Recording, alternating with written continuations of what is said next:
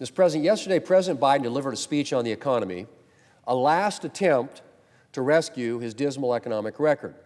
Incredibly, during the course of the speech, he repeated a phrase that he's often used about growing the economy from the bottom up and the middle out. I'm not sure how that phrase continues to get past White House fact checkers. Because if there's one thing that President Biden has failed to do, it's build an economy from the bottom up and the middle out. Thanks to President Biden's signature economic legacy and inflation crisis of historic proportions, today, a typical family has to pay an additional $13,375 per year to maintain the same standard of living it enjoyed when the president took office. $13,375 per year, more than $1,000 per month. And who do you think that affects the most? Not billionaire Democrat donors or Hollywood stars.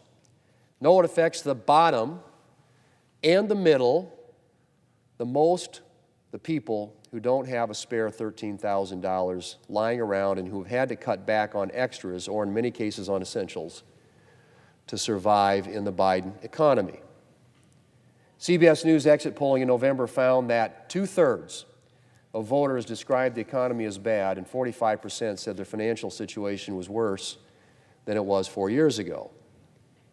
And Mr. President, it's no wonder. President Biden likes to talk about giving families breathing room. But his economy took away breathing room for a whole lot of Americans.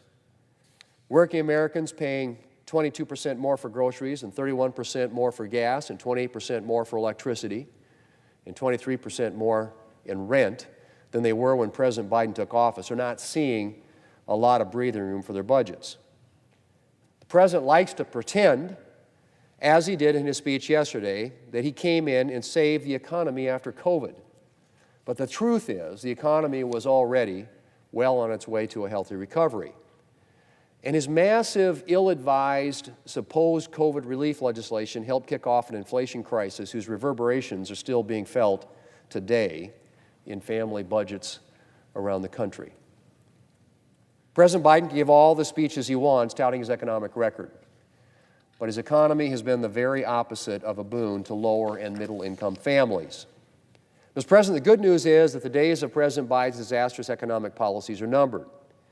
In January, President Trump will take office, and Republicans will have control of the House and the Senate.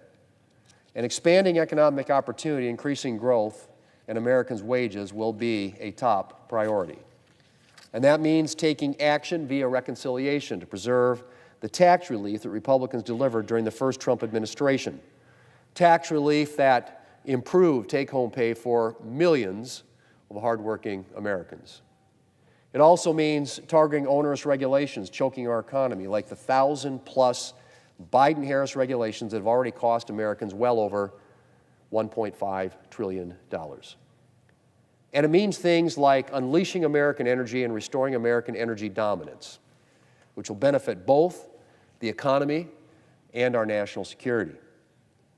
President Biden's energy policies have jeopardized the future of our already shaky electric grid and set us up for future supply problems. But his war on American energy ends next month, and a better future is in sight. It won't take long now, Mr. President. Mr. President, I yield the floor.